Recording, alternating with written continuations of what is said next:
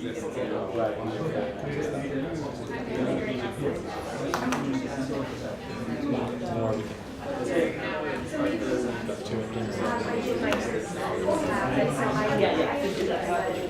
thank you all for coming and for your patience. So welcome. This is the last event in our series of public lectures this academic year for IRCPL's loose-funded project on rethinking public religion in Africa and South Asia. My name is Matthew Engelke. I'm the director of IRCPL, and it's my pleasure to be chairing today. It's fitting also, I think, for this talk that while our speaker is, of course, a leading figure in the anthropology of South Asia, in fact, the talk today involves a step back to consider in more theoretical and conceptual ways how to think about our interests in the project, especially through the rubrics of populism and political theology. Now, some anthropologists are good at stepping back in this manner. Some are good at keeping to the fine grains of fieldwork. And then there are some, a few only, who, like William Mazzarella, are good at both. Professor Mazzarella, the Newcomb family professor of anthropology and of social sciences at the University of Chicago, is the author of 3 books and the co-author and co-editor of still more. His fieldwork in Mumbai and in the various greater archives of India has often focused on the theme of publicity and how this can be understood against the backdrop of both media platforms and media professions, such as film in the first place and advertising in the second. Several things have always struck me about William's work, including his stylistic flair and vivid prose. But above all, what I most admire about his scholarship is his dual commitment to the canon and the contemporary. His readings both with and against the grains of tradition, whether that be in his use of Solons and Mose to understand the spirit of the brand and advertising in Bombay, or most recently the ease with which he tacks between Durkheim and Deleuze in his masterly book out just last year, or was it the year before? 17, The Manna of Mass Society, which I thoroughly recommend as an incredibly incisive and really unique contribution to our understanding of not only the concept of manna, but indeed mass society. So no pressure then today, William. Please join me then in welcoming Professor William Mazzarella as he delivers his talk on populism as political theology and anthropological perspective. Thank you. Thank you so much, Matthew, for inviting me to this and for introducing me so very, very kindly. And thank you all for being here on this day when you really should have something better to do. This is a little bit of a kind of experimental venture. It consists of some things that I've been thinking about for a very, very long time, but it's also a little bit of a kind of pick and mix. So I hope you'll stay with me. I hope you'll indulge me, in fact, because I have the feeling that in what follows I will more than once be stating the obvious, but I can't shake the feeling that there's something about the present moment that cries out for this kind of movement back and forth over very familiar ground, a bit like when we retrace our steps looking for something that we've lost, as if precisely because everything looks so familiar, it's easy to miss something that should be obvious, but isn't. Something that's hiding in plain sight. And you'll notice that as I go along, I won't really be defining my key terms, populism and political theology. I've made this choice quite intentionally on the principle that definition is too often a way of stopping thought rather than starting it. My approach will instead be to speak, as it were, in the neighborhood of these terms, to see what they might yield when they don't know we're looking at them. That said, I do want to say something about why I chose to include the term political theology in the title of this talk. So Carl Schmitt's version is perhaps the most well-known conception of political theology. For Schmitt, as is well known, it's about the way religious concepts get thinly secularized so as to be able to do work as political concepts. And there will be a moment or two in my talk when examples like that pop up. But that's not really what's animating me.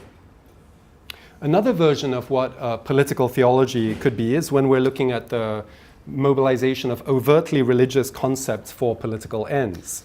And again, that's not irrelevant to what I want to talk about today, but it's also not quite it.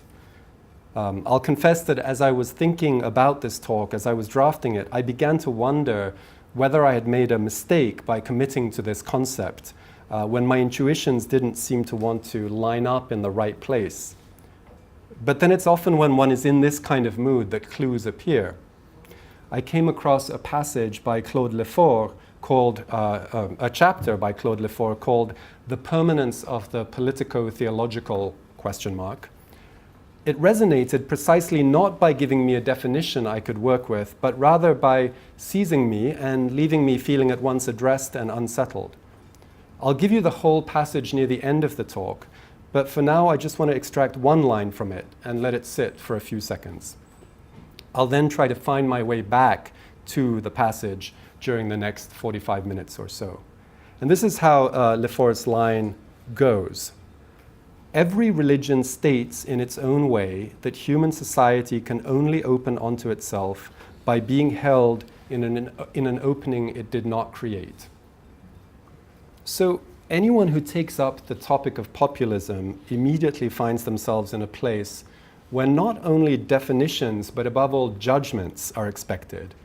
Good populism or bad populism, democracy or tyranny, hope or despair. For better or for worse, we're living in politically urgent times. It can easily feel like there's no time to waste.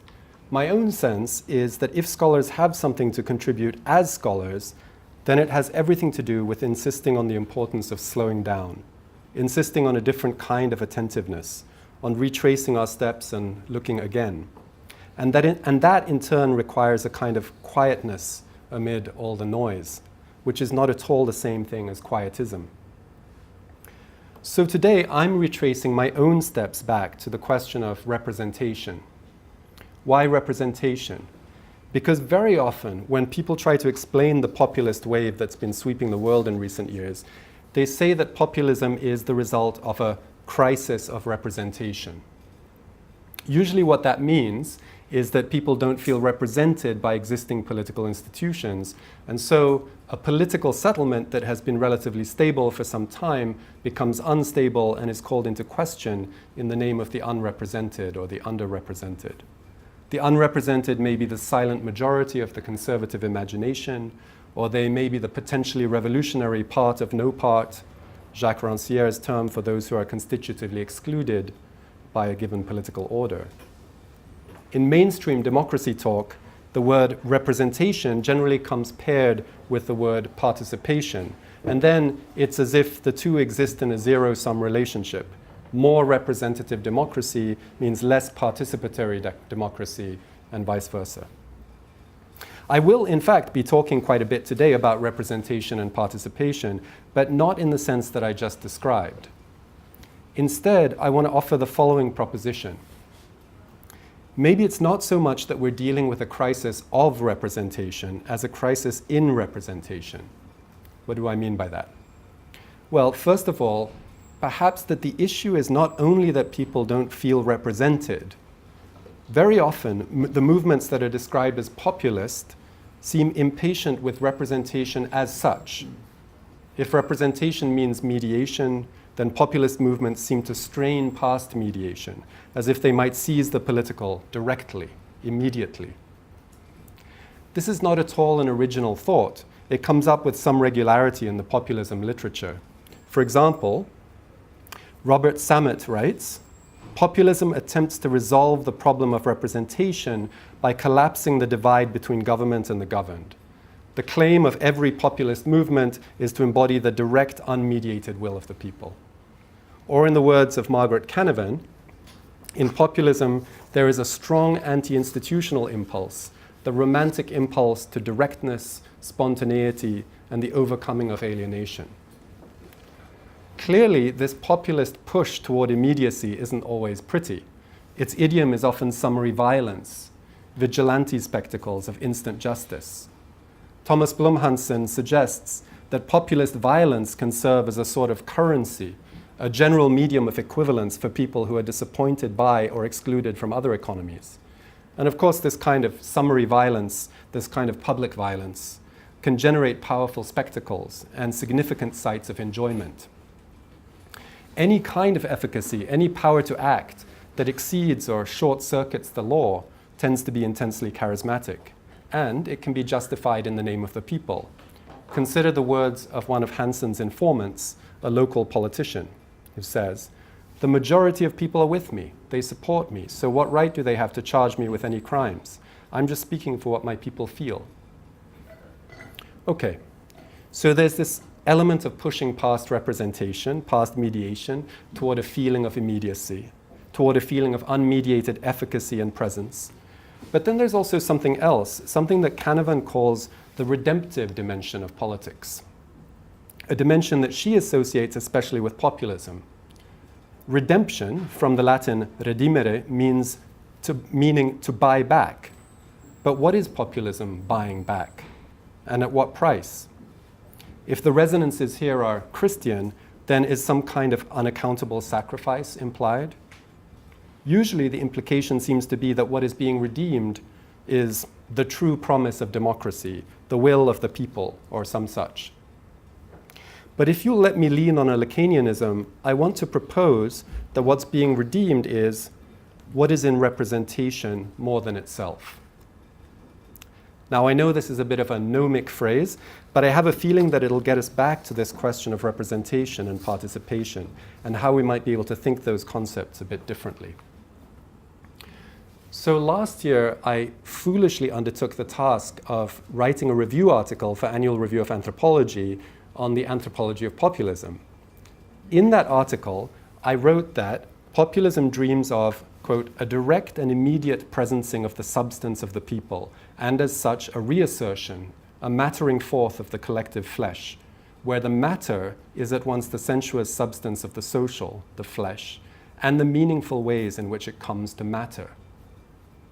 I'm not being romantic about this. Obviously, this mattering forth of the collective flesh has taken on some pretty ugly forms recently. Writing in the wake of Donald Trump's election as president, Mick Taussig stressed the corporeal aspect of Trump's appeal. Taussig observed, quote, the bland, boring predictability of president lawyers like Obama and the Clintons now have little to offer voters hungry for red meat.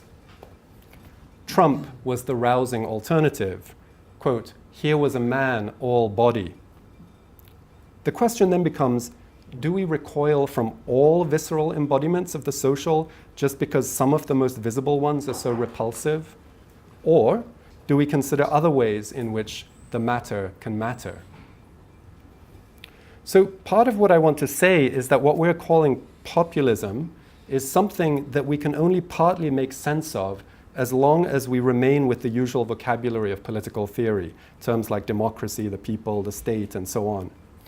When we say populism, I want to suggest, we're registering a kind of eruption, a bleeding through of the sensuous substance of the social into the conceptual space that we usually talk about in the ordinary language of politics. When I say mattering forth and bleeding through, I don't mean that the sensuous substance of the social isn't there all the time. In fact, no political order can function without inciting and containing this sensuous substance in a more or less routinized way. Every political order needs what Eric Santner calls a formation of the flesh. But it's in moments of rupture, moments of, for example, populist upsurge, it's in these moments of rupture when those formations of the flesh come unstuck. Or to put it in my own terms, when the incitement of the flesh comes unstuck from its containment. And that's when the representations that we're used to understanding as conventional signs reveal their reliance on a vital collective archive. When the resources of that archive, what I've elsewhere called a mimetic archive, that's when those resources become available for redemption. That said, if that mimetic archive is us, if we are not substantially separate from it, then it's also not entirely clear who is redeeming what from whom. But hold on. Isn't this whole dream of immediacy inherently suspect? Surely it's obvious that in social life there's no such thing as immediacy. Surely we start from the assumption that everything is mediated. And isn't there something especially suspect about juxtaposing terms like redemption and immediacy? Doesn't this all smell a bit fascist? The queasy stench of what Theodor Adorno mercilessly used to lambast as the jargon of authenticity? Certainly, the redemptive tone of populist movements is often dismissed as regressive, as a kind of backsliding into theological atmospheres that shouldn't have any legitimate political place in modern mass democracies. Bruno Latour, for one, has no time for any immediacy talk. This is what he writes. A demon haunts politics, but it might not be so much the demon of division. This is what is so devilish about it, but the demon of unity, totality, transparency, and immediacy. Down with intermediaries, enough spin. We're lied to, we have been betrayed. Those cries resonate everywhere, and everyone seems to sigh, why are we being so badly represented? Columnists, educators, militants never tire of complaining of a crisis of representation. Latour goes on to suggest that politicians today are peddling an impossible fantasy. It might also be the case that half of such a crisis is due to what has been sold to the general public under the name of a faithful, transparent, and accurate representation. And this is Latour's clinching claim. We are asking from representation something it cannot possibly give, namely representation without any representation, without any provisional assertions, without any imperfect proof, without any opaque layers of translations, transmissions, betrayals, without any complicated machinery of assembly, delegation, proof, argumentation, negotiation, and conclusion. This sounds so reasonable, so sensible. There is no outside of representation. Surely that's obvious. What's more, it seems especially ironic that populists should be conjuring dreams of immediacy, given that populism, like modern democracy itself, is an inherently mass-mediated thing. If populism produces a cult of immediacy, then that can only be because it's so thoroughly mediated, surely. As Peter Worsley wrote 50 years ago, in one of the first sustained inquiries into populism, the idea that there could ever be a direct relation between the people and the leadership in a complex, large-scale society must inevitably be predominantly sheer mystification or symbolism. But then one would have to ask, if it's so obvious that immediacy is a fantasy, and perhaps even a politically dangerous fantasy, then why is the fantasy so powerful? Why does it persist so tenaciously? If representation without representation is impossible, then why do we have to keep saying so? It must be that people keep getting it wrong. It must be that people are dupes. It must be that people are simply deluded when they feel that glow around a leader, when they fail to see that politics can only ever be, to quote Latour again, opaque layers of translations, transmissions, betrayals, and so on.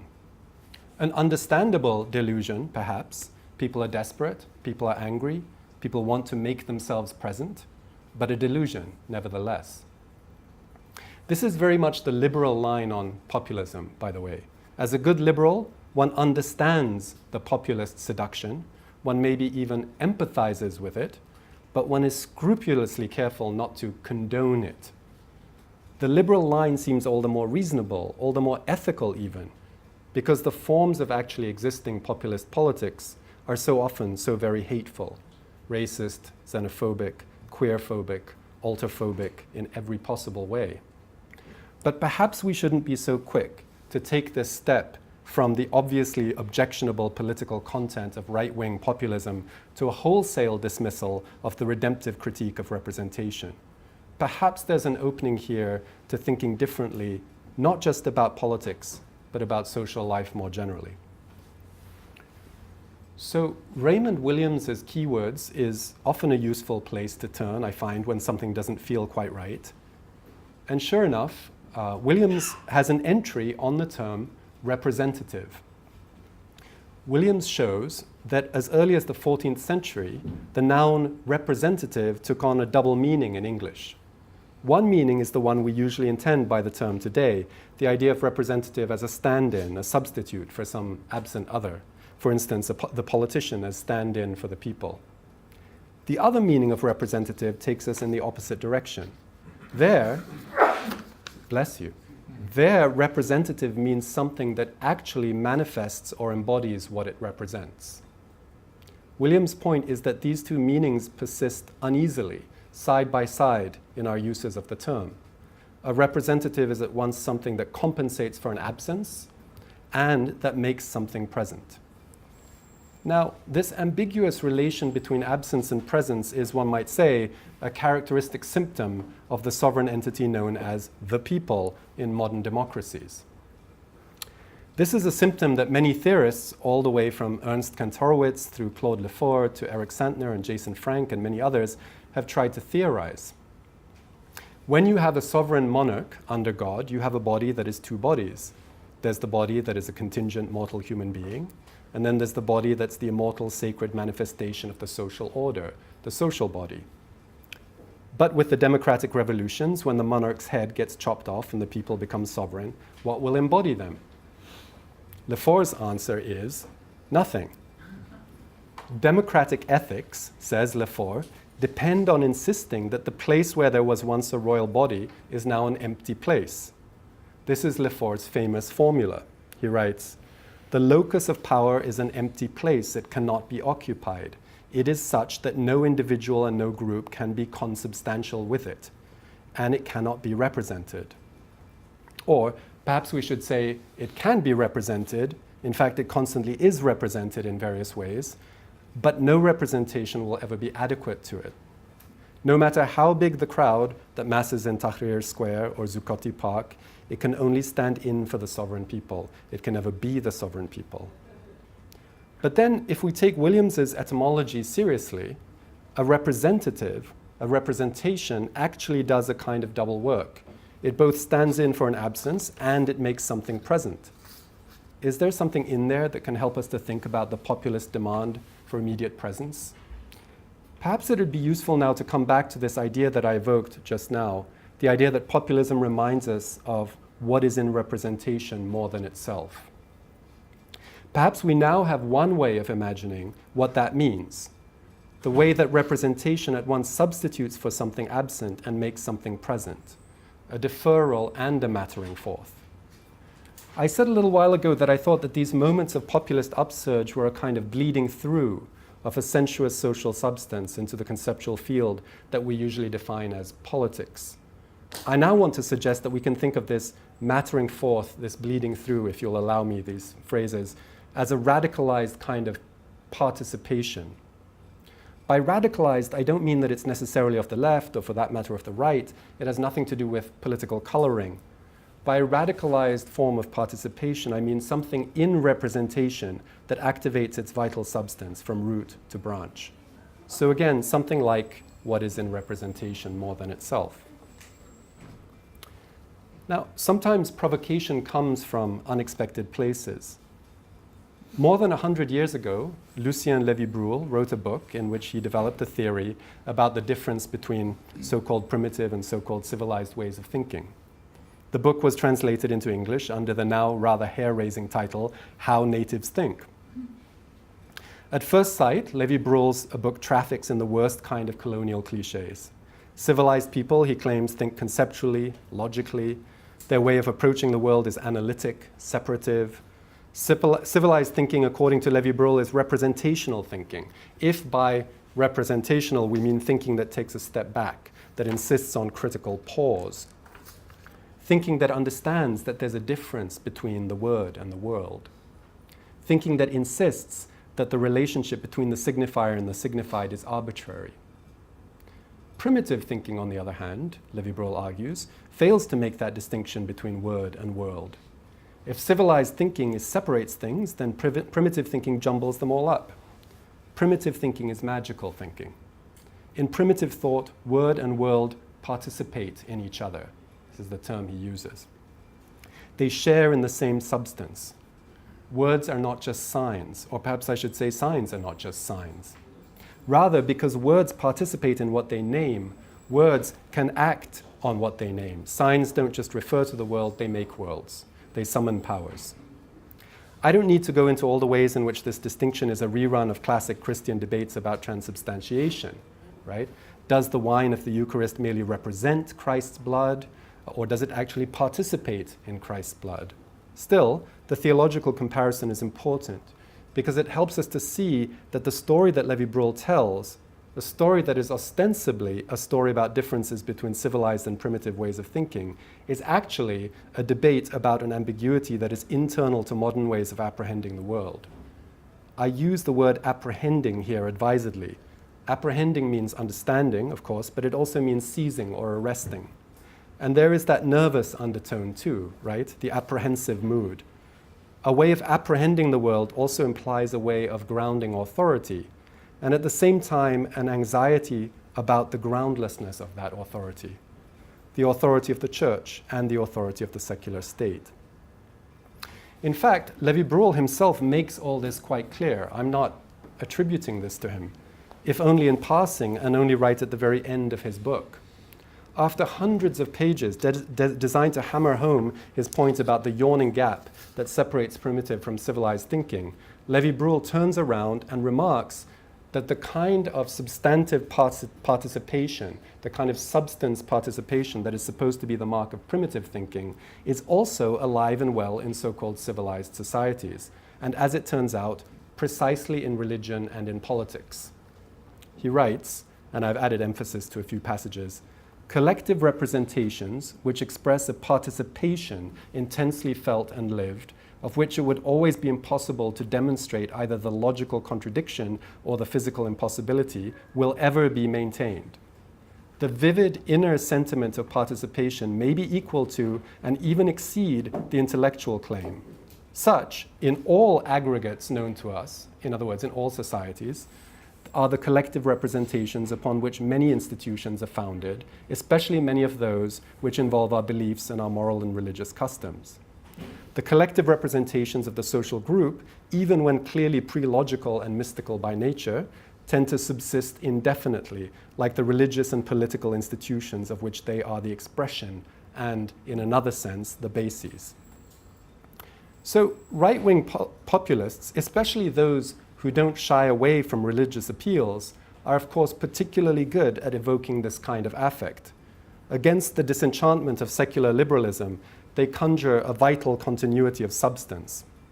Consider the Indian Prime Minister Narendra Modi's riposte to his secular rivals when he said, "For them, the Ganges is a mere river. For me, Ganga is Ma." Note here how Modi's line is at once pious and affectively lavish. Also the way it code switches between the river's secular-sounding English name and its sacred-sounding Hindi name, between, we could say, representation and participation. It would be too easy here simply to explain this effect simply in terms of an explicitly religious politics. The more interesting question is to understand how this element of charismatic participation can just as well erupt in the most apparently secular places. In fact, charisma is one of those originally theological terms that we use today, generally in so-called secular contexts, whenever we want to describe those moments when something sublime seems to emanate from, to shimmer through something human-made. Emile Durkheim argued that this was what ritual was for, to evoke and routinize this kind of charismatic emanation. And for Durkheim, without routinizing those powers, we would have no durable social life. Mick Tausig picks up on a passage from Durkheim's Elementary Forms of Religious Life, where Durkheim writes, quote, "In general, a collective sentiment can become conscious of itself only by being fixed upon some material object. But by virtue of this very fact, it participates in the nature of this object, and reciprocally, the object participates in its nature." Now, of course, we have all kinds of critiques of how this kind of thing is a mystification, how it's the ground of ideology, idolatry, fetishism, and so on. All these critiques present themselves as tactics of de-alienation, ways of putting humans back in control. But two things seem important to me in this passage. First, the principle that society can never be, as it were, self-sufficient, that it can never be immediately present to itself. This is, by the way, also an article of faith for Claude Lefort, who insists that no society is, as he puts it, self-immanent. Durkheim's point is that any kind of consciousness is only possible through the detour of a representation. But also, and this is crucial, that this representation works by participating in the substance of what it represents. And in that way, it does the double work that both Raymond Williams and Lévi-Bruhl, in their very different ways, noted. That is, at one level, the representation is a stand-in for something that is in itself absent. At another level, and at the same time, it makes the thing present. And I think it's worth underlining here that Tausig's point in reading Durkheim is to tell us that modern social theory, secular as it seems, is actually organized around an occult kernel. Tausig writes, the epistemic basis of the science of sociology that Durkheim was forging depends completely on an unacknowledged yet profoundly magical notion of magical correspondences. Tausig is talking here about the magic of participation. Again, what is in representation more than itself? And this is a scandal for thinking democracy because, after all, leaving magic behind is part of what is supposed to separate liberal democracy from divine kingship. I was talking a little while ago about Claude Lefort's famous formula for an ethics of democracy, the empty place of power. Let me just revisit what Lefort wrote. The locus of power is an empty place. It cannot be occupied. It is such that no individual and no group can be consubstantial with it. Lefort's formula would seem to be explicitly designed to push back on any move toward a totemic revival, any attempt to reinstall a charismatic representation in the place of the people. At one level, this is just a pragmatic necessity. There is no circumstance in which the entirety of the people can be manifested as such. Hence, it becomes, in a secular way, sinful to try. But there's more to it. Any attempt to represent the people directly isn't just fraudulent because it takes a part and makes it stand in for the whole. There's also the problem of the affective dimension of the sign, which is to say the problem of participation. Or to put it another way, it's not just the fact that I might identify with a representation of the people, it's also that I might enjoy that identification and enjoy it intensely. Lacan had one name for that kind of deliciously rapacious enjoyment. He called it jouissance. Durkheim called it effervescence. So then a question opens up here about popular sovereignty, the sovereignty of the people. What happens when that enjoyment, that jouissance, that effervescence, no longer has a clear point of focus in a totemic sign or in the body of a monarch? What happens when that enjoyment is, to use Eric Santner's phrase, no longer incarnated, but rather ex-carnated? When the sovereignty of the people doesn't so much become an abstraction as a kind of distributed flesh. Santner's expression, ex-carnation, doesn't mean a sublimation of what was previously the body of the monarch.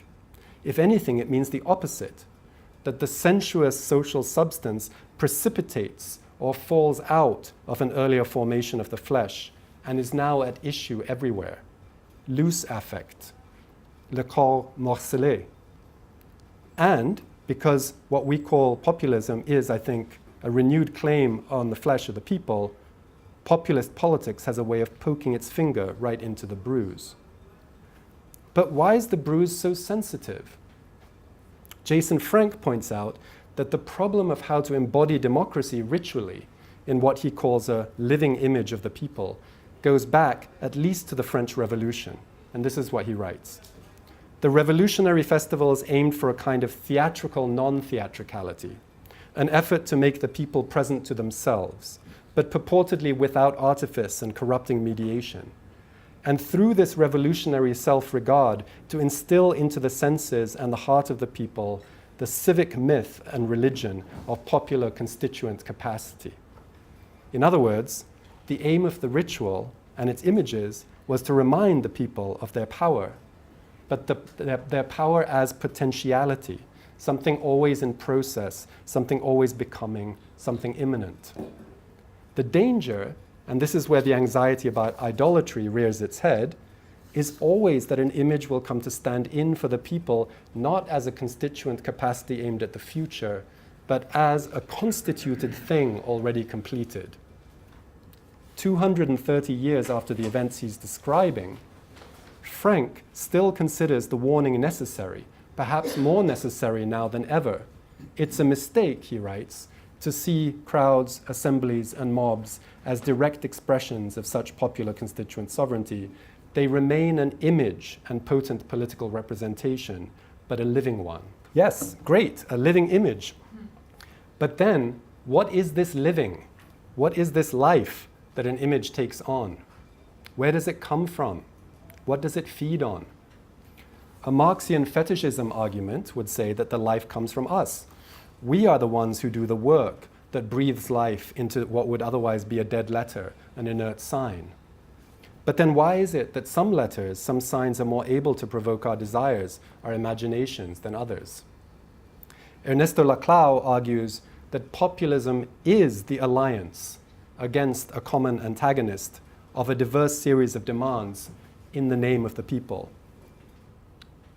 Thank you. And such an alliance only becomes possible, Laclau argues, because of a sign that resonates, a sign that binds, a sign that is general enough to cover the diversity and yet particular enough to come alive. I say come alive, but it's not until very late in his life that one gets the sense that Laclau is all that concerned with the element of effervescence, the living part of the living image. Laclau's partner and collaborator, Chantal Mouffe, has in recent writings pushed this point further, arguing that populism, whether on the left or on the right, can't live by deliberation or even agonism alone. It has to be animated by an affective supplement, a libidinal investment. In short, it has to awaken what is in representation more than itself. But isn't this a violation of the ethics of the empty place of power? Isn't this just the worship of graven images all over again? Then again, if any world has to be affective in order to be effective, then how can that affect find a focus in an empty place? As Mick Tausig once asked, how is it possible to emote an abstraction? Clifford Geertz refers to the inherent sacredness of sovereign sovereign power. And if sovereign power is inherently sacred, then, Geertz adds, it follows that a world wholly demystified is a world wholly depoliticized. Note what Geertz is saying here. He's not saying that a demystified world is a disenchanted world. That would only be a tautology. He's saying something more than that a demystified world is a world without politics. For Geertz, the element of participation is not a magical, manipulative add-on. Rather, without it, we have no politics. It is, to modify our phrase, what is in the political more than itself. We are now exactly at odds with the secular critical line on populism. I'm thinking here, for example, of Andrew Arato's complaint that populism, with its charismatic images, amounts to a regressive re-enchantment of hard-won secular principles. Arato insists that any kind of living image of the people, any kind of mattering forth of sovereignty as body, masks an authoritarian impulse, that it flirts with what he calls justification of dictatorship. The populist hunger for a new body, a body of the people to replace the body of the king, is for Arato inherently anti-democratic. It amounts to an ethical failure, the failure to live with the empty place of power, the failure to abide with the empty place of power, which in turn is a failure to be properly secular, which is also to say properly modern, and to fall back instead on the aesthetic force of what Arato denounces as rhetorical devices bereft of rationality. or not to put too fine a point on it, to fall back onto magic, onto the superstition of substance. Fall back precisely because what's being assumed here is a linear historical progression from superstition to reason. And if one is committed to this argument, then the cure can only be more and more vigilant secularization. Arato doesn't mince his words. The only cure is, he writes, the further secularization and disenchantment of political concepts, the preservation or the re-establishment of the secular and rational character. In that respect, at least, the great Dalit leader, B.R. Ambedkar, would have agreed. In a 1949 speech to the Indian Constituent Assembly, Ambedkar declared, Bhakti, which is to say devotionalism, in religion may be a road to the salvation of the soul, but in politics, Bhakti, or hero worship, is a sure road to degradation and to eventual dictatorship. Now, Ambedkar certainly had good reasons to be skeptical of the ideology of Hindu devotionalism, but the straight line he then proceeded to draw from devotional ritual to hero worship to political degradation to dictatorship is no less ideological. Something curious happens in these attempts to grapple with the living image of the people. It's as if we end up being pulled back and forth between extremes. On the one side, there's the image of the authoritarian leader, sumptuously fused with the people, with the land, with the leader's very name an incantation of community. Indira is India, Fidel, we are all Evo. So images of groups of Modi supporters turning toward the camera at the same time, masked, every one of them wearing his face. Right? This kind of thing is often described in terms that really haven't changed since Gustave Le Bon lambasted the idiocy and childishness of crowds back in the late 19th century. A political science article on Latin American clientelism, published in 2004, contains these lines, and I quote, "As mere people in the plaza, we get caught in the leader's sway and are glad to give them our devotion, relieved that the king has come to save us, comforted that we are able at last to surrender our troubles to a higher being." Nothing new here then. Even though the overall orientation of this article would count as progressive, when it comes to charisma, it's just the same old participation as regression. A regression back into childhood, away from mature political judgment. But how do we tell the prophet from the demagogue, being that they summon the same powers? So faced with this deep ambiguity, it often seems that the only way to save charisma, the only way to make it seem progressive, is to imagine it as a kind of radical immanence, an absence pregnant with the possibility of becoming. World-making powers gathered and waiting to happen, but not yet. The pure potentiality of the multitude. Think the images of Occupy, the crowds of the Arab Spring, and so on. These too are powerfully energetic and charismatic images.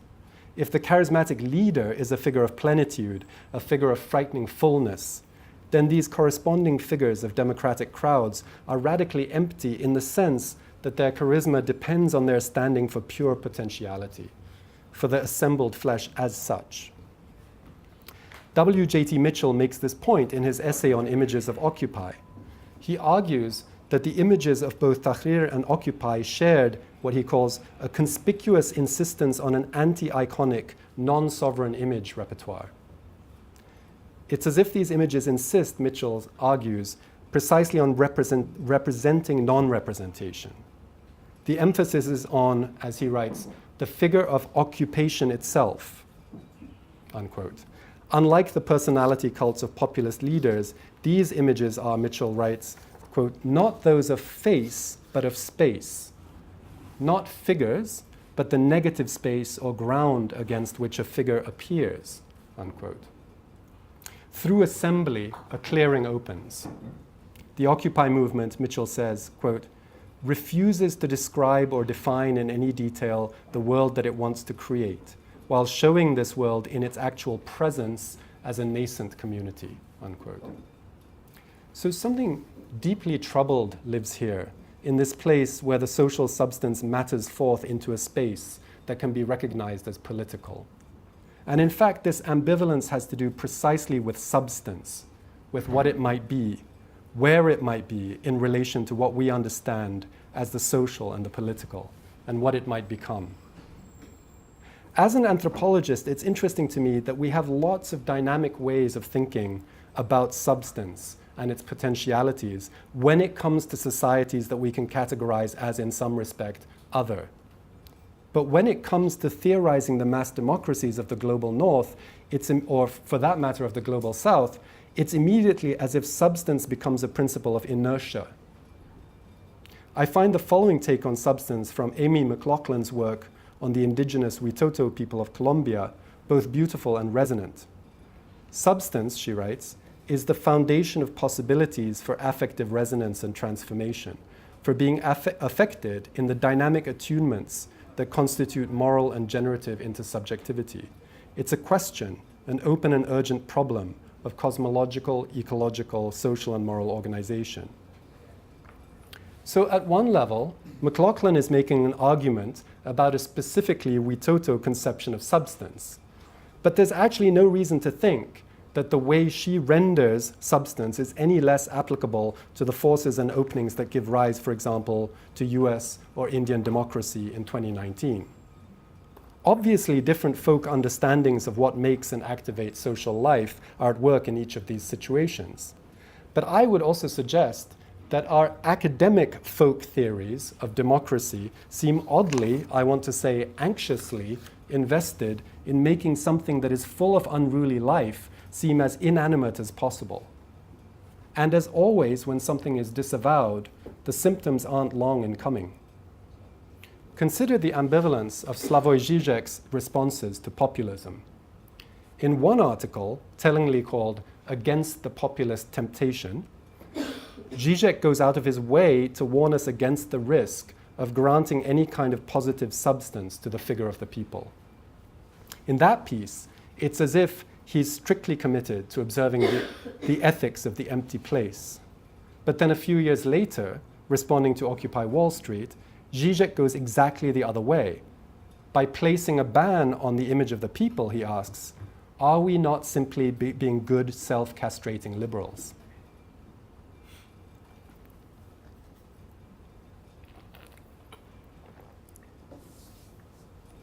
A few minutes ago, while thinking with Tom Mitchell on the anti-iconic images of Occupy, I said, through assembly, a clearing opens. A clearing opens. I want to pause and linger with this phrase for a little bit, sensing that the phrase itself might signal a moment of clearing in my talk. And this brings me back to the passage from Claude Lefort that I promised you at the beginning. Because that passage, too, is about an opening, a clearing. This is what Lefort writes. This is the full passage. What philosophical thought strives to preserve is the experience of a difference which goes beyond differences of opinion and the recognition of the relativity of points of view which this implies. The experience of a difference which is not at the disposal of human beings, whose advent does not take place within human history, and which cannot be abolished therein. The experience of a difference which relates human beings to their humanity, and which means that their humanity cannot be self-contained, that it cannot set its own limits, and that it cannot absorb its own origins and ends into those limits.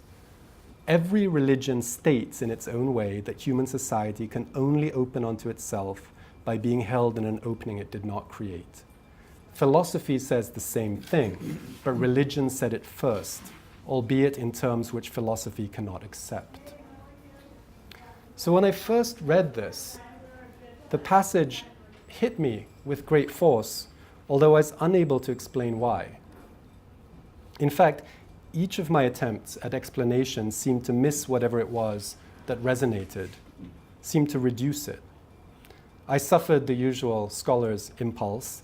That is, I tried to locate Lefort's words in a theoretical landscape, to note and acknowledge and perhaps develop possible resonances with Heidegger's ontological clearing, Lacan's mirror, Deleuze's plane of immanence, Arendt's space of appearance, the Freudian unconscious, and so on. But then I realized that this is exactly the wrong thing to do, exactly counter to the spirit of the passage. Because What stirs and unsettles me about Lefort's words is that they insist on a difference that, as he puts it, goes beyond differences of opinion. A difference that relates, he says, human beings to their humanity, quote, and which means that their humanity cannot be self-contained, that it cannot set its own limits, and that it cannot absorb its own origins and ends into those limits, unquote. This is not to say that the thinkers that came to my mind don't grapple with precisely these questions. Some of them do. But it is to say that I would be missing the point if I simply herded the provocation that I had experienced in reading these words back into their terms, and in so doing, tamed the provocation, settling it within an already familiar economy of thought. Just as political theorists all too often tame the provocation of populism, trying to force it back into the schema of democracy as we think we understand it, only to find that it insists on sliding around, both agreeing and refusing, appearing now as the very lifeblood of democracy, now as its nemesis. Not surprisingly, my second impulse was to find a social scientific interpretation of Lefort's phrase, specifically of his statement that human society can only open onto itself by being held in an opening it did not create. From a sociological standpoint, by which the social is the taken for granted baseline, by which the social is what makes everything, the statement doesn't make any sense. Or rather, it can only be read as symptomatic of another underlying truth. Perhaps it really, quote unquote, means that human society can only open onto itself by being held in an opening it doesn't know it has created, or that it hasn't created, but its predecessors did, or that it hasn't precisely created, but rather maybe deposited, or maybe it's that human society hasn't created it because it wasn't human before it encountered it, or something. You can see the problem. Each interpretive gesture is an attempt to do away with what, from a social science standpoint, feels impossible in this sentence. Unless we're to allow it its own truth, a truth that might then have to be called something like theological or metaphysical or something. And then we would, in sociological terms, simply be mystified. Except that, as I was arguing a few moments ago, there is this peculiar occult element of participation right in the middle of Durkheim's canonical sociology of religion. Ostensibly, according to this theory, religion is supposed to be a reflection of society, which is, as Durkheim puts it, sui generis, unique unto itself, irreducible. But actually there is this mimetic leakage right at the core of the whole thing, this substantial participation that flows back both ways between society and the image that, to use Lefort's terms, allows society to open onto itself by being held by it. So, like so many of those who write about populism, Lefort warns of the totalitarian potential that lives in this theological dimension of the political. But unlike the secular critics of populism, he doesn't conclude from that our only hope lies in doubling down on the project of rationalist disenchantment. This is what feels true to me in these lines of Lefort. They're neither rationalist nor romantic. They acknowledge that the vital and the fatal come from the same place, even as the possibility of hope depends on our being able to pass one from the other, step by step, day by day. And in this work, we are, I believe, always animated by archives that are not of our making, but by which we make ourselves. So I'll stop there. Thank you.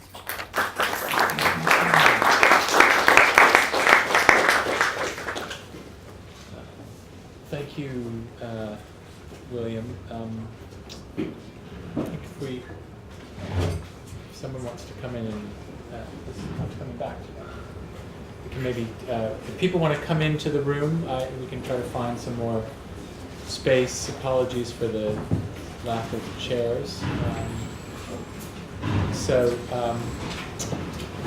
I think.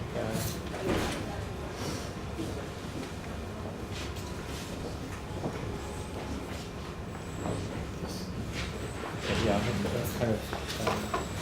make sure everyone gets a seat. So, William, thank you so much for that. I can see that this is very much picking up on some of the issues, that have long interested you in terms of the ways in which immediacy is an impossibility, which is something you've looked at throughout your work. But more recently, this kind of surfacing or articulation in the man of mass society of this sense of a remainder or something which cannot be explained away in the terms of the secular academy which you're carrying with. And I can see how this project on populism kind of speaks to that, and of course speaks to some of the concerns that you've raised elsewhere about, or interests that you've raised elsewhere about magic and the occult, and this strain of thinking within anthropology in figures as distinct as Malinowski and Levy-Bruhl, where there are these momentary recognitions that we're not as civilized as we think we are, and the savage, so-called, is not as savage as we think they are. I wonder if I can ask you to kind of push this a bit further with respect to the political theology, because you focus mostly on the populism and on theology, which might be political, but not necessarily kind of political theology. And I wondered if I could ask you to say a bit more, despite your very honest admission at the beginning that you didn't want to work with definitions, because they limit our thought, and of course anthropologists don't have good luck with definitions. But I do wonder if you could draw out a bit more how you want to use both the concept of political theology, but then also theology more generically, if you will, because you seem to be suggesting that theology is a term that we can use to help make sense of what I refer to as this kind of remainder, or this irreducible, this kind of incalculable element of the social or existence. But you didn't focus as much on that, so I wanted to kind of ask you to say a bit more about that. On that being the how you're using the concept of political theology, right. But then also how I think, especially in the latter sections of the talk, theology in a more general sense comes to be the term that you use to describe that. What you also talk about is kind of religious influence, or Lefort talks about as a kind of religion having gotten there before philosophy. So there's a kind of generic use of that term, and then a more specific interest in political theology. Well, thank you, Matthew. I'm going to wiggle on the hook a little bit.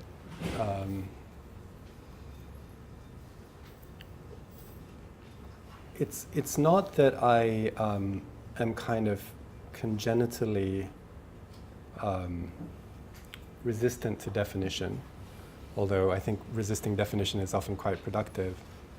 But as I mentioned at the beginning of the talk, I almost retracted the phrase political theology from the talk, partly because I didn't in fact feel that invested in the debates such as they are, although I find them interesting.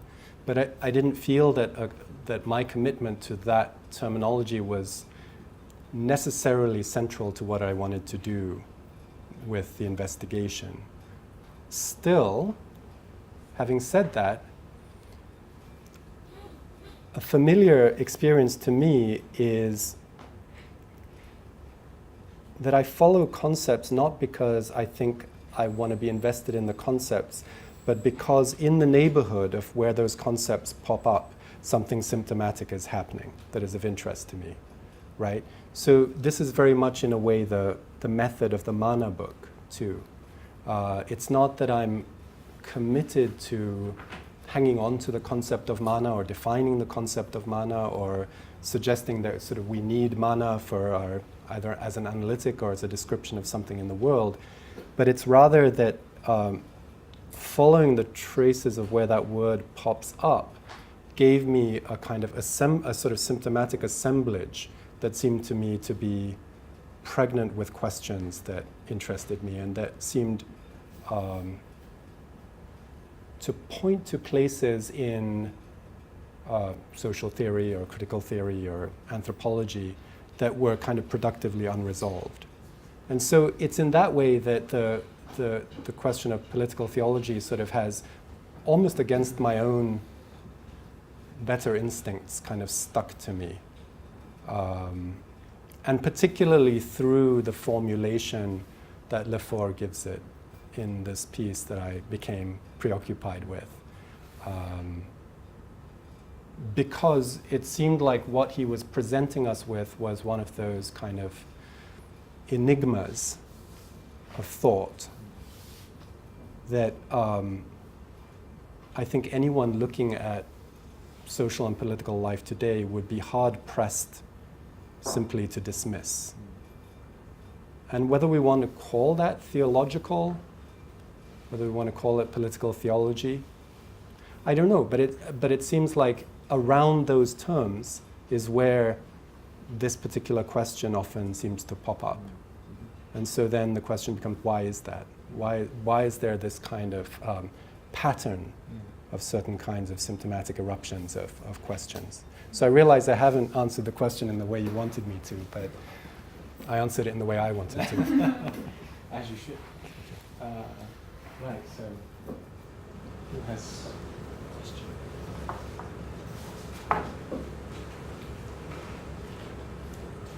Yeah, I'll ask a question. So I guess my question is in relationship to thinking about usance. Could you speak? Oh, sorry. It's just about thinking about usance, and I was thinking about the relationship between drive and desire. And I was thinking, the ethics of an empty space, what you said about Zizek, would be to consider loss, right? But to consider how loss itself doesn't become an object. So that's how you oscillate. So, and that's the question of potentiality too, right? And how loss can become an object, a potential. So I'm just thinking about basically the negative and how we can conceptualize it without it just remaining drive rather than an unsettling, rather than becoming a point in which it can become a desire, an object that then satisfies a desire. Right. So one of the kind of Lacanian definitions of drive, right, is the enjoyment of lack as such. Yes. Right? If we take lack to be sort of in the Lacanian scheme, the basis of desire, drive is the enjoyment of lack as such, a kind of circling around an absence. That which brings us too close. I'm just thinking in terms of dialectical, thinking of Zizek, since you mentioned. Yeah.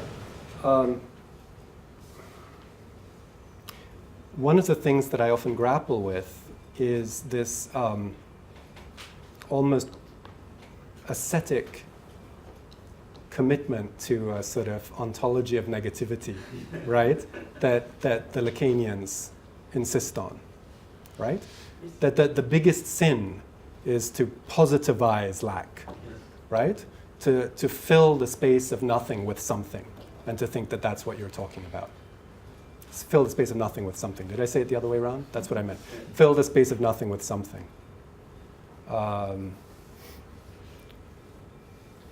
The way that I've been thinking about these things, because I am quite influenced, as you know, by some of these ideas, and I find some of them quite useful. But I also think that in a way, the kind of radical insistence on nothingness at the core of this is in a way a dead end for thinking about social processes, right? Because, and here, I run the risk of being accused of a kind of ontology of sorts. I do think that it's more productive to think that what we're that we end up in, what we end up in some kind of drive relationship to or some kind of enjoyment of, has some kind of substantiality. But I tend to think of that substantiality in terms of a potentiality rather than as a kind of constituted thingness. So that's what I mean when I talk, for instance, about mimetic archive. Right? It's a field of deposits. It's a kind of it's an accretion of social life, but by far the majority of it is in the form of unactualized potential. So it has a kind of substantiality, but maybe the kind of substantiality that I was invoking more in relation to Amy McLaughlin's like Witoto conception of a kind of dynamic potential for attunements for things to emerge into the world, than the kind of substantiality that we mean when we talk about a thing or a fixed object. Which is a way, just I think, of responding to your question along the lines of negativity and positivity, and how in a way this kind of radical commitment to negativity, I feel, sometimes just ends up being a little, it's a useful corrective to these kind of romances of plenitude, and we were talking earlier about the kind of sort of bad Deleuzianism where like everything is becoming joyful and flowering and 1,000 lines of generativity. But yeah. But then, to be more specific, I was just thinking about different relations to the gap itself, or different relations to the negative. So if you want to think about in American society, we could probably think about, Afro-pessimism, thinking of Jared Sexton, Frank Wilderson's work, Edward Ten Spillers, where the American society is related to loss through the black body.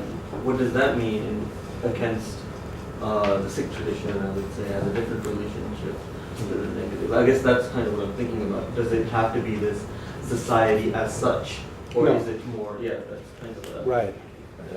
So when I say the mimetic archive, I don't mean that this is like a unified, shared, agreed upon continuous substance in that sense. Yeah. I think Matthew, but we have a question here. Okay. Kathy. Yeah, so there's one okay. here, and then Yeah, coming from a different part of the discipline, but there are a lot of theories that people try to portray cult phenomena as rebalancing democracy. Try to do what, sir? Rebalancing democracy. Rebalancing democracy. Rebalancing democracy during the last 20, 30 years has been much more, the balance has much more gone to the liberal side, and that is a rebalancing to a more so-called democratic and leaving aside a little bit of liberalism. The question of illiberal democracy. Right. And then, how do you do it? The marketplace. You sell whatever you have. A populist leader doesn't have to be racist in order to sell racism, because it works. It's like selling junk food. If it works, it works in democratic field. So, of course, it sounds very bad, but maybe at the end of the day, it's not so. The whole issue it doesn't go to savage stuff. It doesn't go to fascism. Let's put it that way. The populist regimes that I know, they had been, obviously non-liberal, but were not fascist, obviously. So maybe that's the way to grasp it. I agree with you, and I think the implication of the argument I was trying to make is that this kind of thing isn't necessarily, tendentially fascist or authoritarian. Yes, there is definitely a way in which you see these kind of swings between, you could call them liberal representative democracy and kind of more illiberal forms of democratic mobilization. Whether what we're seeing can be captured in a kind of market logic, like the way you were suggesting, I'm not sure. I think that, especially when it comes to thinking about someone like Trump, that becomes a really interesting question, right? Because Trump is the first president that we have in the United States who not only is being marketed as a brand, that has been the case for a long time with political leaders, but who is a brand before he even was a president, right? So there's a kind of question of marketing built into the very possibility of Trump's existence as a public figure. There's a whole, as it were, archive of Trump as brand before Trump becomes a politician. One of the arguments that I've kind of been invested in developing has been to push back on this kind of easy critique that we hear so often now, which is, politics is only marketing nowadays. It's all just become marketing. It's all just branding. As if we know what we're saying when we're saying that, right? Usually when people say that, what they mean is that it's all just like spin doctors and it's all being manipulated and we're being fed this kind of like pre-packaged product that we just kind of swallow passively. And of course the counterpoint to that idea is the idea of a political that still contains a kind of kernel of freedom, of radical freedom, that is not yet fully commodified or not yet fully instrumentalized or not yet fully controlled. And that's a kind of opposition that sustains, I would say, 99% of critical theoretical takes on contemporary democracy, right? That on the one hand, you have this figure of kind of the specter of commodification, of a kind of totalitarian market management.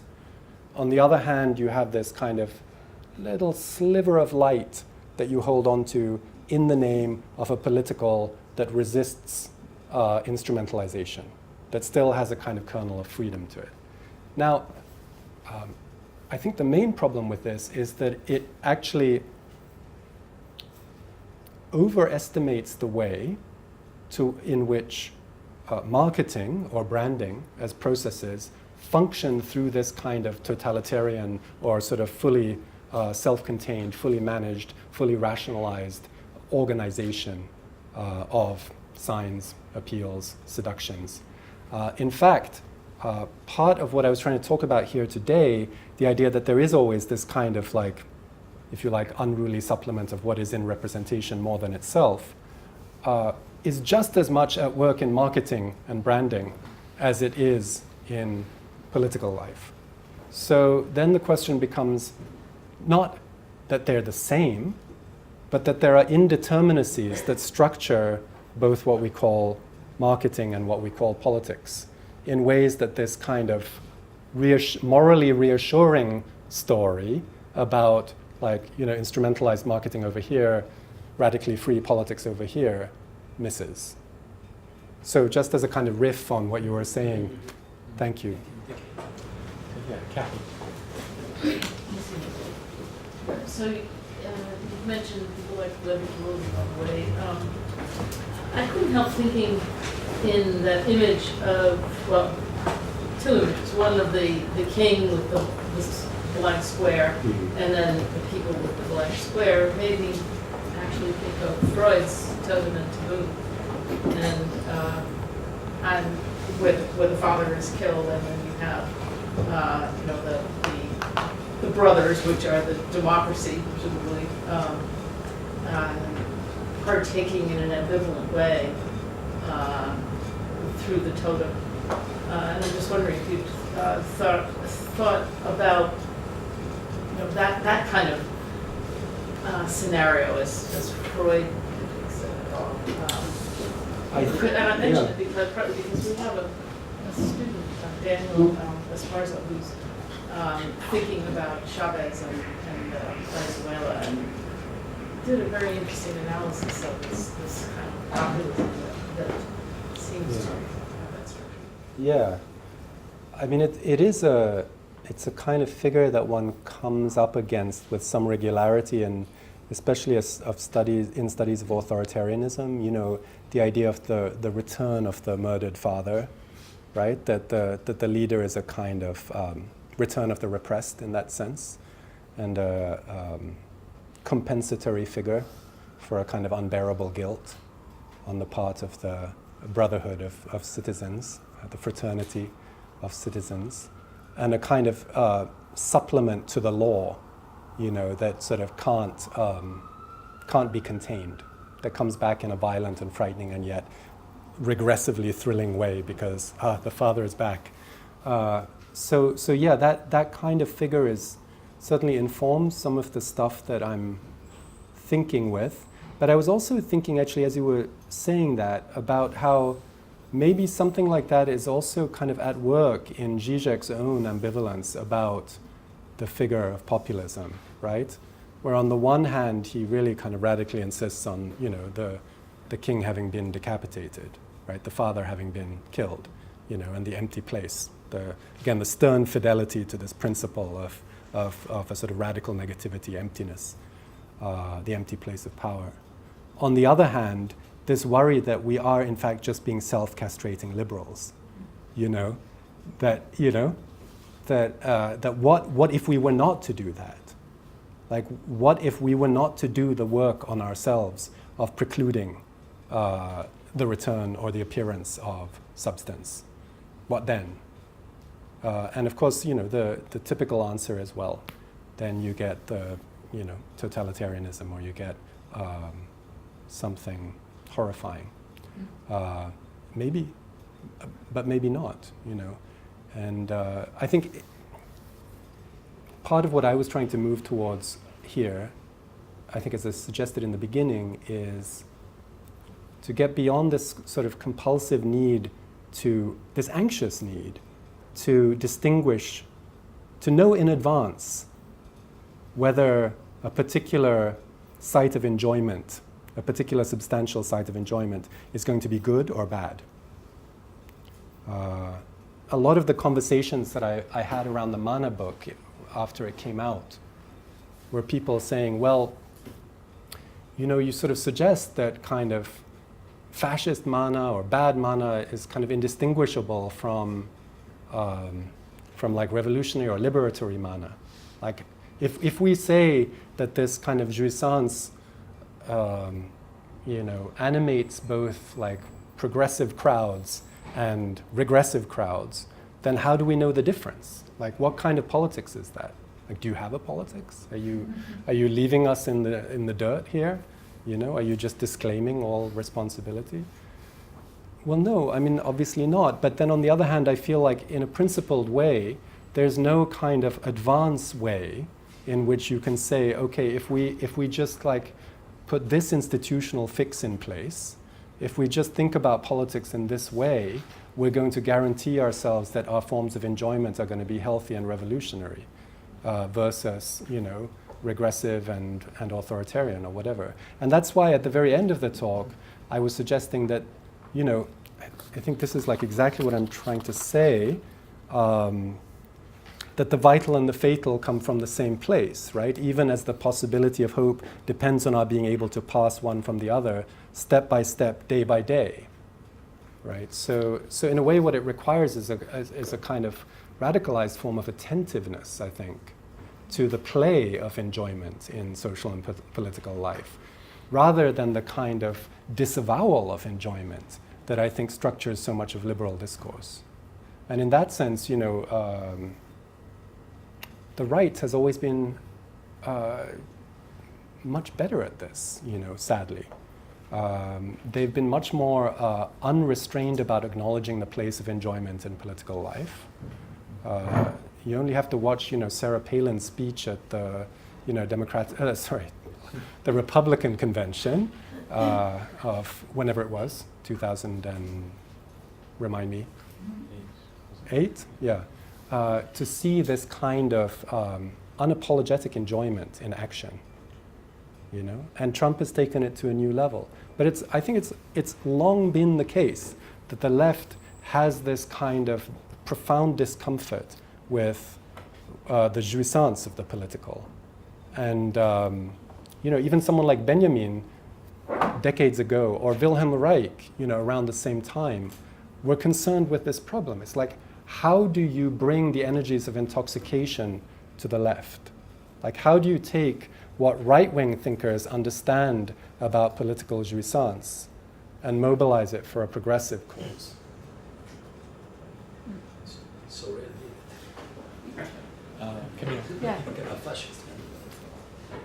So thanks. This was really fascinating, and I want to talk to you more about this because I've been working on the relationship between populism and anti-gender movements, and I think around this question of the void of representation, because I think a lot of these movements in Brazil and France or in other places that are protesting gender are also upset about this kind of vacuum of representation, and somehow, the focus on sex or on the body would fix that symbolic hole, just like direct representation would. So I think this has been super helpful. But when I was giving my own talk, which had similar issues, to a bunch of historians, I got a question that I couldn't answer, and I'm wondering if you had, I know you're not a historian, but if you have an answer to this, because part of the problem with this approach to populism is that it makes this representational whole constitutive with liberal democracy, and so it's hard to figure out why this is popping up in particular moments, especially now, which is sort of the beginning of the talk. And I was asked this question and I couldn't answer it.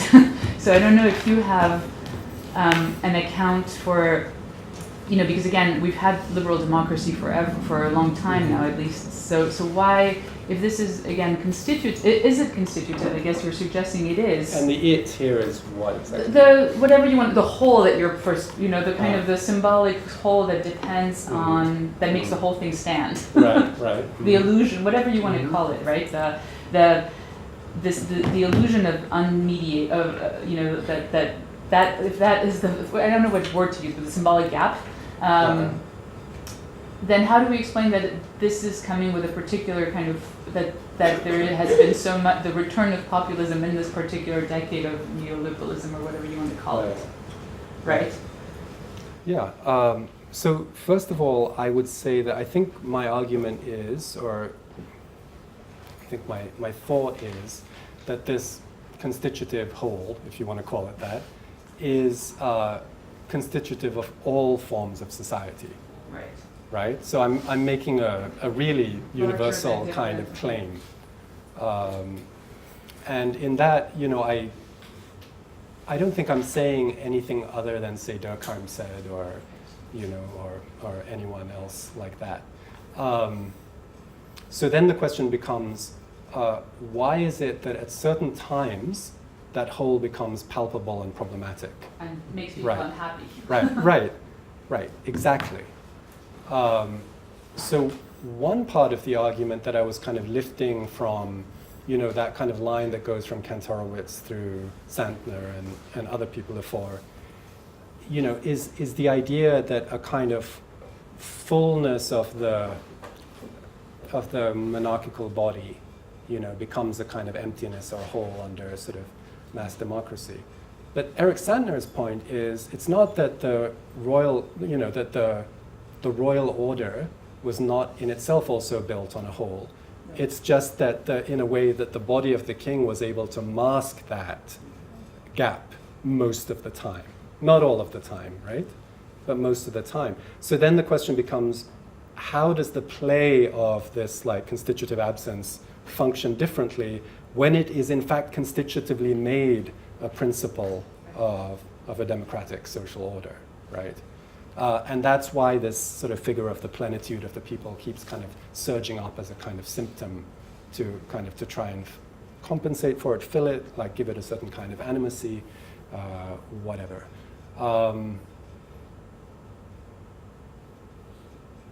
So I guess the idea I'm working with really is, I want to say two things. One is that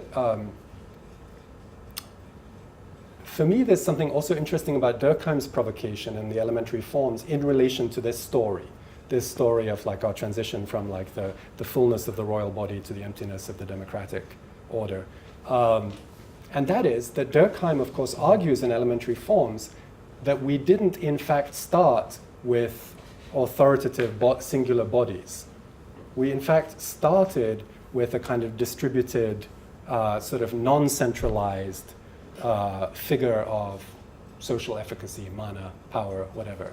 And that his argument that totemism represents the earliest form of social organization is an argument also for the idea that we didn't start with kings and monotheistic conceptions of authority.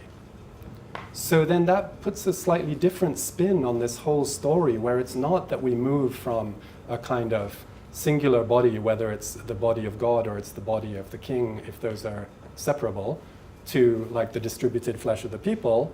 We actually move in Durkheim's story from something that is a kind of distributed flesh to variously kind of centralized forms as kind of monotheistic religions emerge and as states and societies become more centralized, and then back in the democratic revolution, again to the problem of distribution, but now in a kind of mass-mediated context. Although Durkheim doesn't expressly theorize the mass-mediated, he is, and this is part of my argument in the Mana book, like he gives us precisely the problem that we would need to talk about around this question of, well, what happens to that question in a mass-mediated context? The other thing that I wanted to say, which I guess is sort of more an attempt to respond to your question of why at certain points does this become palpable or urgent.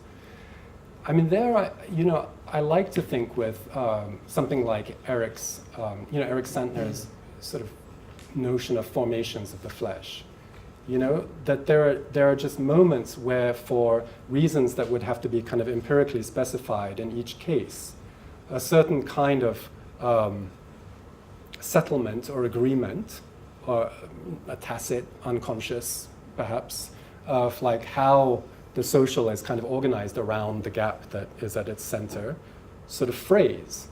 And I think we could have a particular story about that around the exhaustion of the neoliberal, for instance, and this particular moment. I mean, people like Chantal Mouffe tells a version of that story, right? The recent wave of populism, let's say from the 90s onward in Europe and other parts of the world, is a response to a kind of exhaustion of the neoliberal kind of post-political order.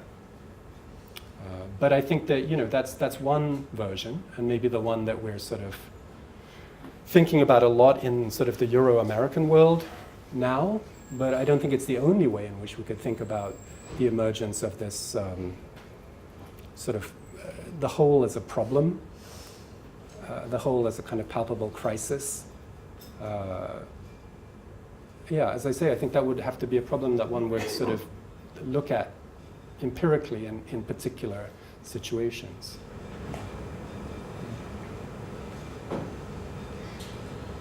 Other questions?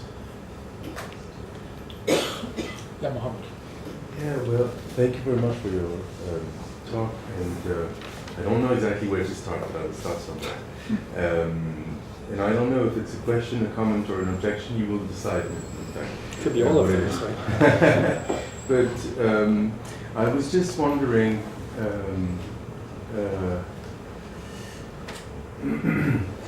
if there is not, in what you describe as a sort of, you might say, dialectic, that is to say that dialectics of representation, which is, in my view, you kind of show that representation or representative democracy has to be more than representative, as for representation to be legitimate, something like this. But in my view, this is linked to a specific history, which is the fact that democracies and the rule of law is something very different, and nowadays they coexist in the West, but they didn't always. And of course, here I'm thinking about Hegel, of course, because of course doesn't mean anything, of course, but because many things that you quoted from Lefort reminds me of, some things about Hegel, who might be the inventor of political theology, by the way, but also because his theory of the state, the Hegelian theory of the state, is the first theory to take into account the emergence of the civil society, that is something which is supposed to be unpolitical, but nevertheless belongs to the state as such, and the state as a process, in fact. And what is interesting in his theory is that it's really a theory of the rule of law, or the Rechtsstaat. In fact, English doesn't really have this word of the state. We might say the state of the law, or the right state. I don't know how you would exactly translate it, in fact. But as many people have said, and that's kind of the meaning of what Marx did, it's not a theory of democracy. In other words, it doesn't take into account the fact that there are possible protests against the state, which would make the law legitimate. And interestingly, it's something that he didn't and never took into account. So I was wondering if what you you're trying to conceptualize, rather than something which is a sort of constitutive void, which could be universalized in a sort of Durkheimian way, is just sort of dialectics between, in fact, democracy, which became during the 19th century a way of legitimizing the rule of law, but that the rule of law, comes from totally undemocratic genealogies. That was the first comment.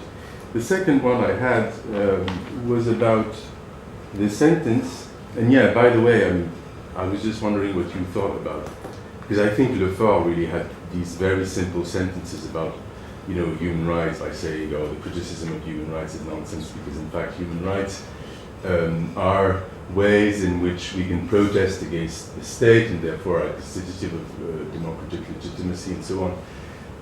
This kind of, I have this kind of thing in mind, but I was struck by this quotation on religion and philosophy that you borrowed from Lefort, because I didn't know that one, in fact, and I think it was very interesting. But it reminded me, once again, also of Hegel, because the concept of representation in Hegel's philosophy defines religion as such, but which is interesting, and it's maybe very different, in fact, from Lévi-Paul and Durkheim and so on, and to some extent, is that religion is division precisely in this instance. That is to say that religion is not a paradigm or a model of, a sort of romantic unicity or unity, but rather precisely the fact that there is a division, because precisely the human or the Christian, in fact, is dependent upon a force which is outside. Exactly. Yeah. But what is interesting is that precisely philosophy says exactly the same, but cannot accept the term. That was just a comment, and I was just wondering if it comes from there and so on. But I should. Where does it come from? This piece from Lefort, you mean? Yeah. This is from whatever the collection is called in English, like Democracy and Political Theory or something like that. I see. Okay. It's the chapter called the permanence of the theological political question mark. Yeah. It's in this. Yeah. Okay. Thanks. So.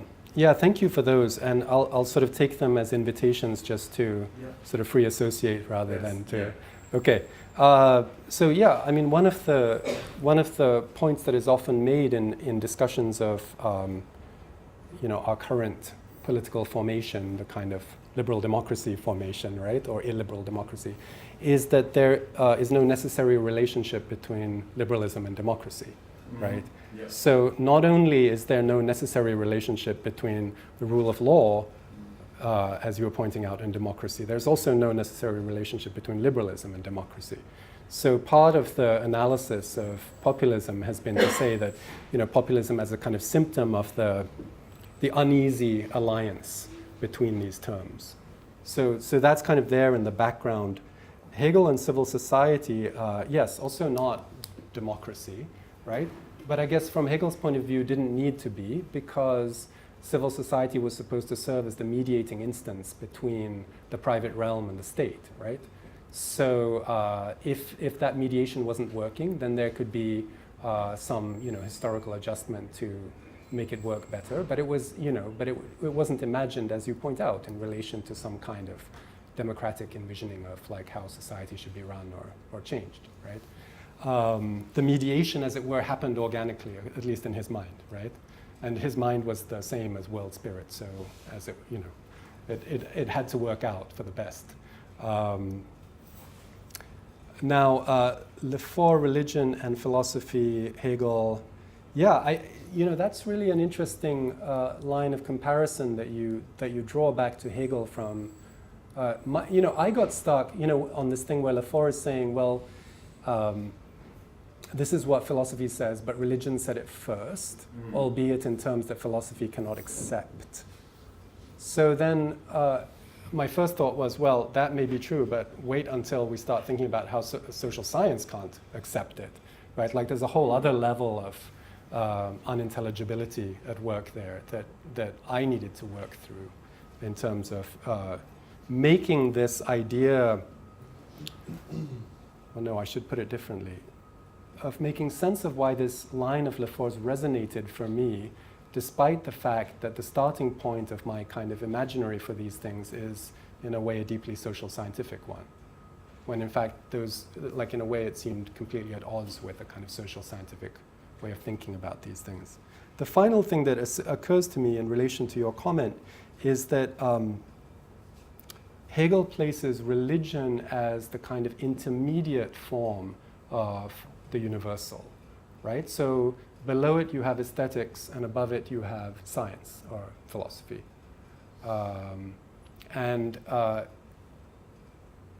Religion is interesting because it's, unlike science or philosophy in which, things are supposed to be able to be sublated or resolved or whatever. In religion, you have this structural, this constitutive division that you're talking about, but you also have, and this is where religion remains in league with the aesthetic form of universality, you also have a reference to the corporeal, to the body.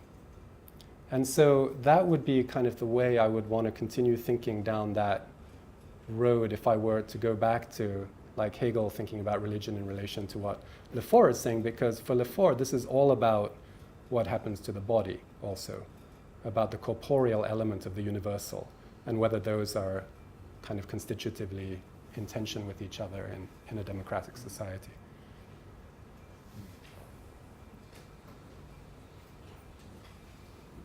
Other questions?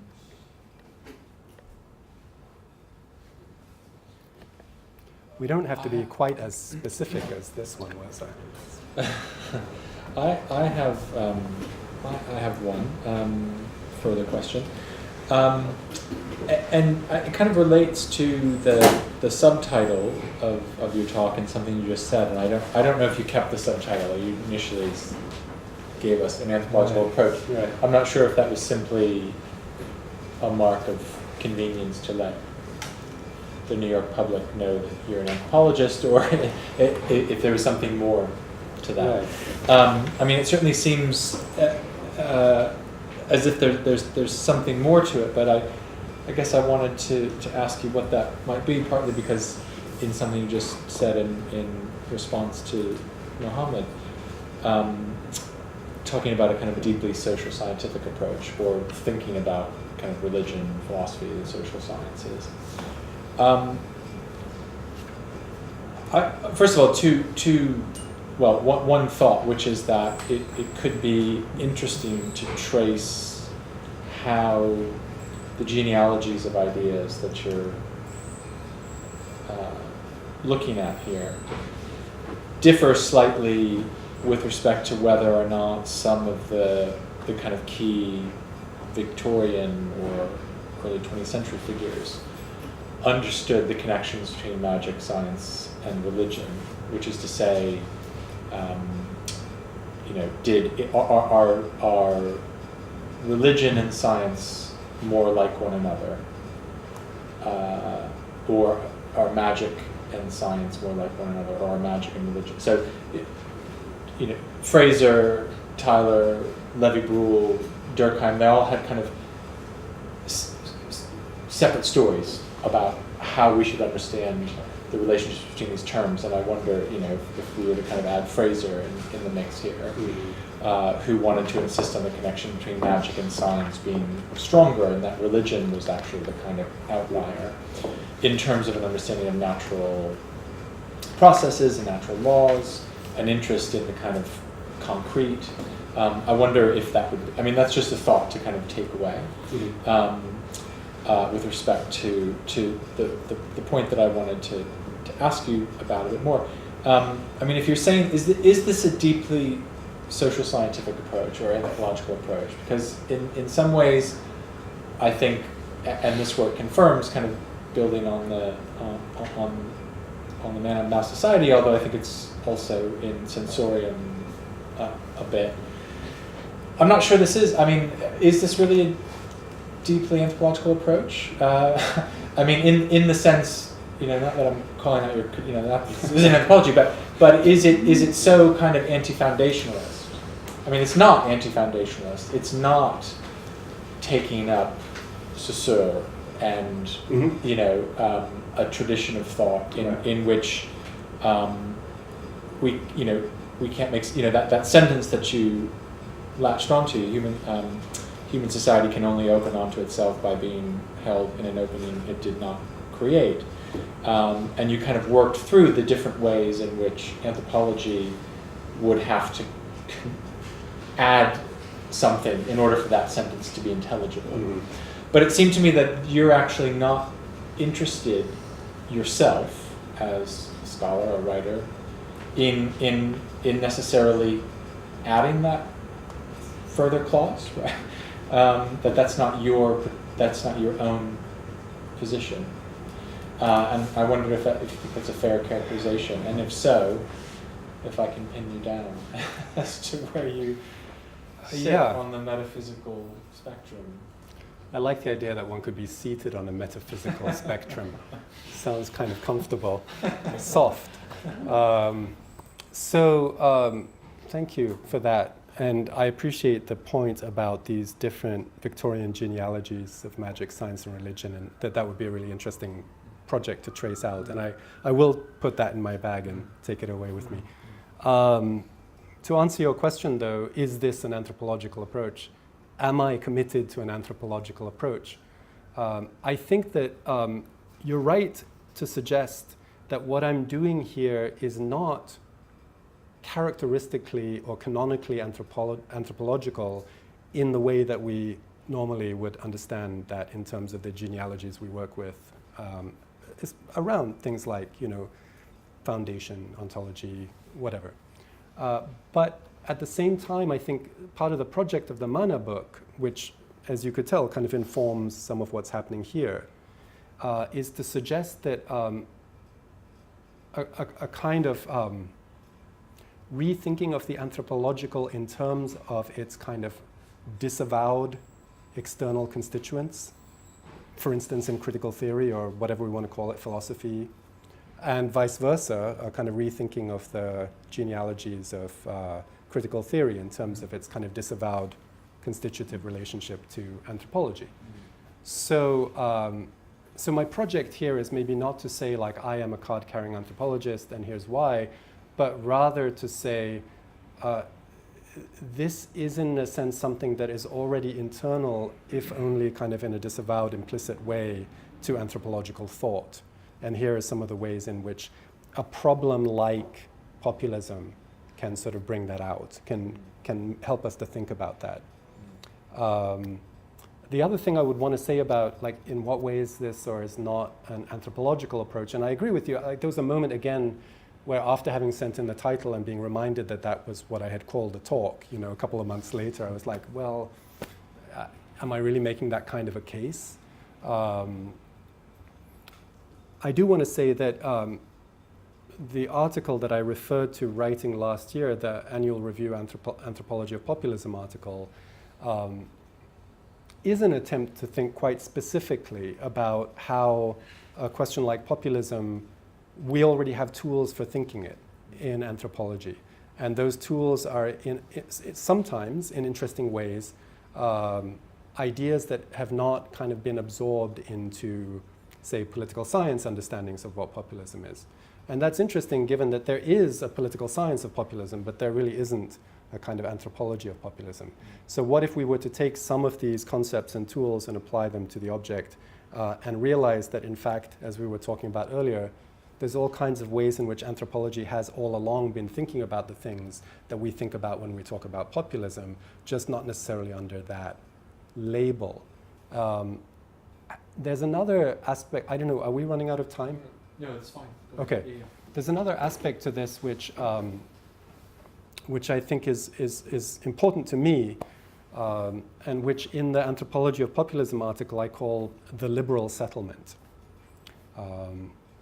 And my argument is that anthropologists have, in fact, as we know, for decades, if not longer, been doing ethnographies of various sort of illiberal, post-liberal, non-liberal forms of politics, right, in various parts of the world.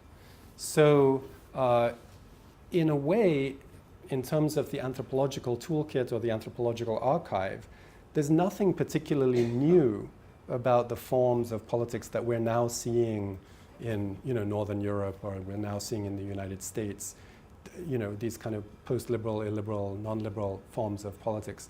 These are things that, as it were, have long been acknowledged in other parts of the world by anthropologists. And in fact, the argument has even been made by people like John and Jean Komaroff, along the lines of this kind of theory of from the South model, right? That the things that are happening in the global South in terms of political life are, an augury of what is to come in the rest of the world. So why should there be any surprise or any shock among anthropologists when Brexit happens or when Trump gets elected in 2016? But there was, right? So if you look back at the articles that people were writing right in the wake of Trump's election or Brexit at the end of 2016, early 2017, anthropologists were writing these kind of shocked, troubled kind of declarations of how is this possible? Where do we go now? And one of the things I think that discloses is this thing that I'm calling the liberal settlement, which is that in a funny way, anthropologists who should have really known better fell in line in a certain respect with this kind of very crude idea that there was a kind of liberal part of the world in which politics was sort of more or less conducted along sort of liberal democratic lines, even though we knew that it really wasn't, but we didn't really push that point too much. And then there's like another part of the world in which politics were not conducted according to liberal lines. But that dividing line was kind of retained as a sort of cordon sanitaire, not only geographically but analytically.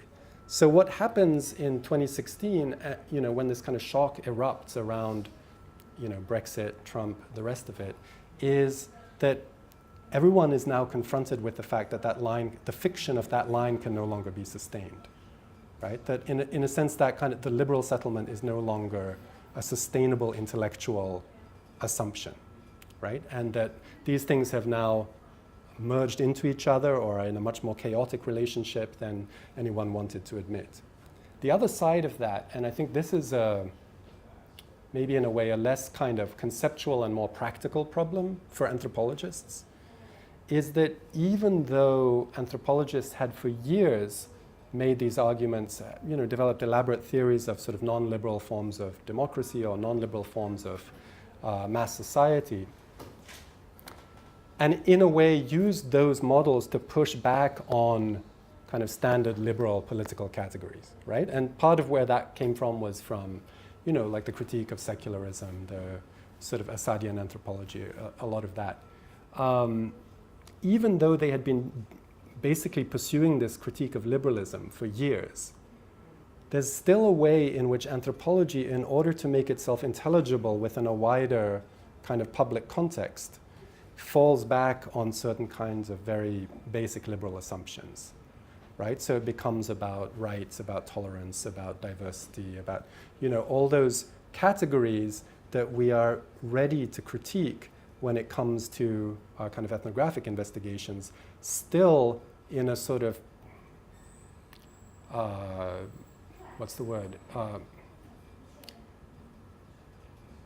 in a structural way, constrain how anthropology can make itself intelligible in a broader conversation. And I think that, again, is part of what the kind of populist explosion puts pressure on, right? Because now the question is really, do we have a way of bringing anthropological insights about the political to bear on conversations that are happening in a broader public space? And how do we do that, right? When, in a way, we have not been particularly good at doing it in the past, and we've sort of made this translation in order to justify the relevance or sort of contribution of anthropology to broader public debates, where we've sort of clothed it in this kind of liberal language, including justifying its place in, liberal arts and, all that kind of stuff. So that to me is kind of the torsion point, right, that we sort of have to face when it comes to this populist moment. And you see the symptomatics of that also in the way that some anthropologists, and this, this was a critique that was leveled by several people in the wake of kind of the Trump moment, was, some anthropologists were talking about Trump voters in terms that they would never have used in talking about their own informants in other parts of the world, even though the forms of behavior that they were describing were essentially equivalent, right? So that there's this kind of double standard that applies when anthropology comes home, and suddenly you have this figure of kind of the internal savage, you know, the unredeemable internal savage, the Trump voter, in a way that would never have been acceptable, you know, when you're talking about sort of canonical anthropological field sites. So yes, in that sense, I think I am approaching this as an anthropologist, but with, you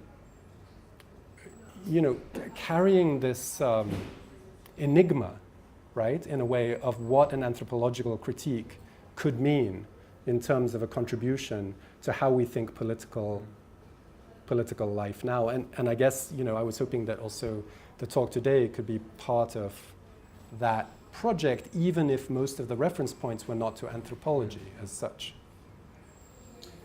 Well, William, thank you so much. You've given us a lot to think about, and Thank you. we really appreciate it. Thanks for having me.